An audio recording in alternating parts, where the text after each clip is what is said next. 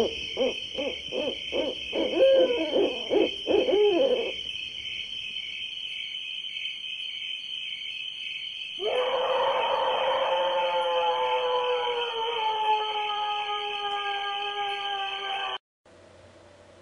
بالله من الشيطان الرجيم بسم الله الرحمن الرحيم.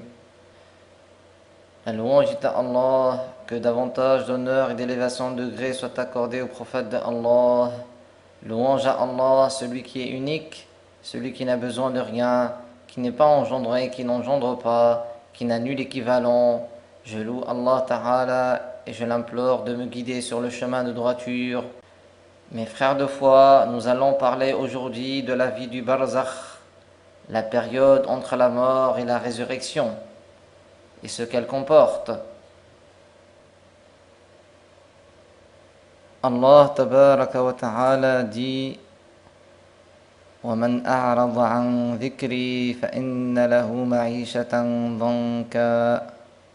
Ce qui signifie celui qui se détourne de la foi en Allah Ta'ala, Allah lui fera subir un séjour difficile.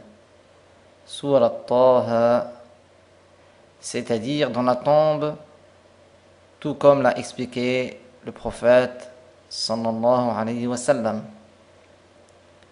At-Tirmidhi a rapporté du messager de Allah sallallahu alayhi wa sallam qu'il a dit: Al-qabru rawdatun min riyadil jannah ou hufratun min hufarin nar. Ce qui signifie la tombe est un des jardins du paradis ou un des trous de l'enfer. Et dans les sunan de An-Nasa'i, d'après Aïcha, que Allah l'agrée, elle a dit: j'ai interrogé le messager de Allah au sujet du supplice de la tombe et il a répondu: Na'am azabul qabri haqq. Ce qui signifie: oui, le supplice de la tombe est véritable. Parmi les choses auxquelles il est un devoir de croire, chers frères de foi, il y a le supplice de la tombe pour le mécréant et certains musulmans désobéissants. L'imam Abu Hanifa, que Allah l'agrée, a dit dans Al-Fiqh al-Akbar: وَضَغْطَةُ الْقَبْرِ وَعَذَابُهُ حَقٌّ كَائِنٌ لِلْكُفَّارِ وَلِبَعْضِ عُصَاةِ الْمُسْلِمِينَ.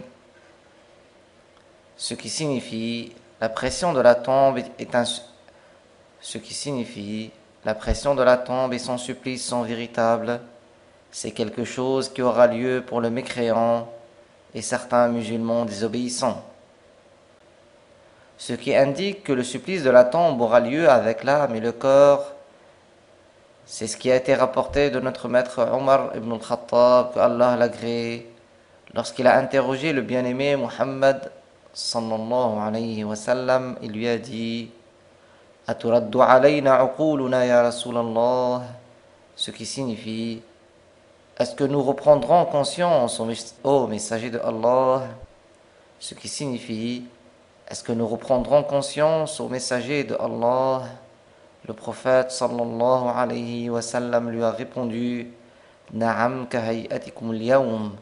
Ce qui signifie: oui, tout comme vous êtes conscient aujourd'hui. Celui qui a rapporté le hadith a dit que Omar s'est alors tué et il n'a pas commenté puisqu'il a entendu l'information qu'il ne connaissait pas auparavant.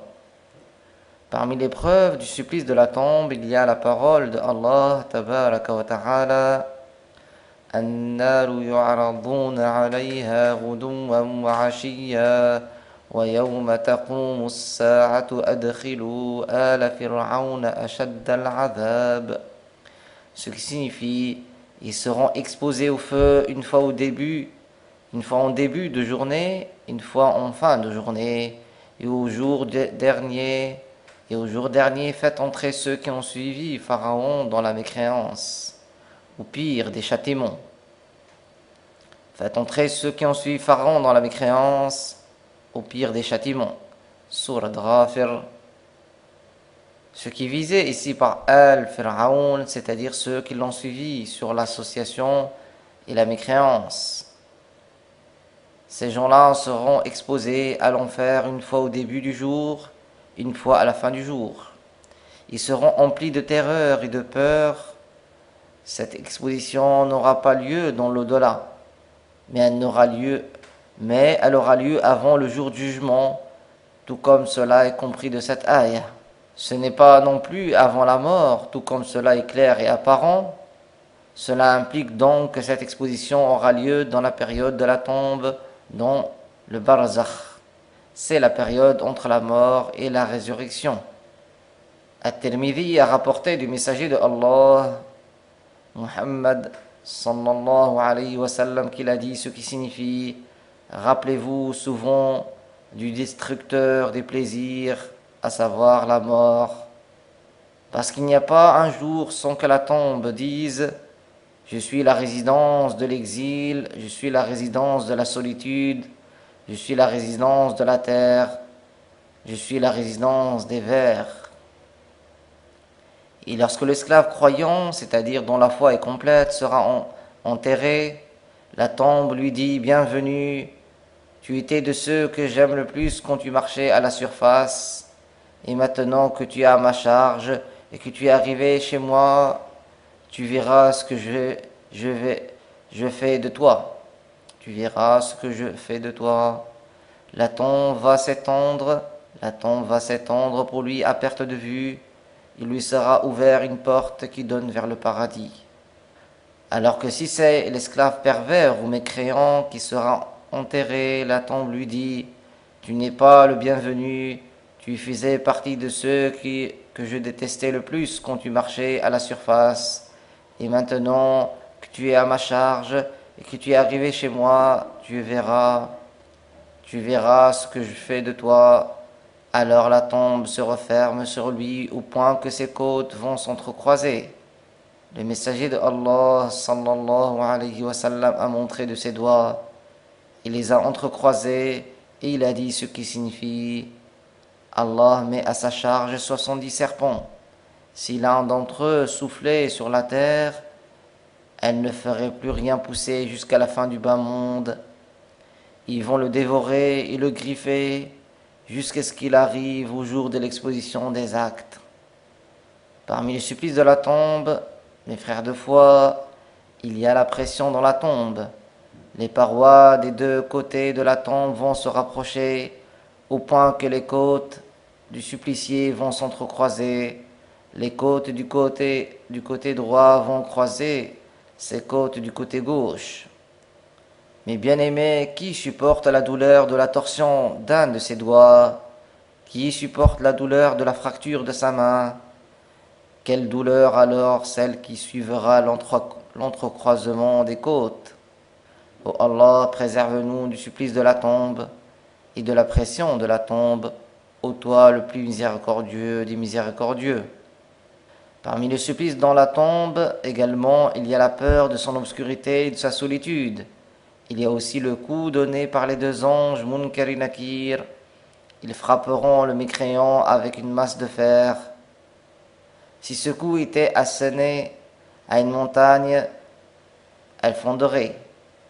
Ils lui donneront un coup et il poussera un cri de douleur tellement fort que tous ceux qui sont aux alentours vont entendre, sauf les humains et les djinns.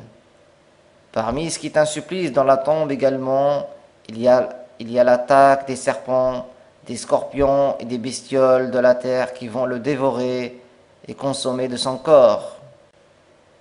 Et At-Tabarani a rapporté du prophète sallallahu alayhi wa sallam qu'il a dit: وَيُسَلَّطُ عَلَيْهِ عَقَارِبُ وَثَعَابِينَ لَوْ نَفَخَ أَحَدُهُمْ فِي الدُّنْيَا مَا أَنْبَتَتْ شَيْئًا تَنْهَشُهُ. Ce qui signifie: il sera attaqué par les scorpions et les serpents. Si l'un d'entre eux soufflait dans le bas monde, il ne pousserait rien. Ils vont le dévorer. Mes frères de foi, Abu Daoud a rapporté dans ses Sunan d'après Al-Bara ibn Hazib qu'il a dit: nous étions sortis avec le messager de Allah sallallahu alayhi wa sallam dans le convoi funéraire d'un homme parmi les Ansar, les partisans. Nous étions arrivés près de la tombe et après qu'il soit enterré, Le messager de Allah sallallahu alayhi wa sallam s'est assis et nous avions pris place autour de lui, comme si nous avions des oiseaux qui s'étaient posés sur nos têtes. Nous étions immobiles. Il portait dans sa main une branche avec laquelle il tapait la terre. Il a relevé la tête. Il a dit à 2 ou 3 reprises Ista'idhu billahi min adhab al-qabr. Ista'idhu billahi min adhab al-qabr. Ce qui signifie demander à Allah la préservation du supplice de la tombe. Demander à Allah la préservation du supplice de la tombe.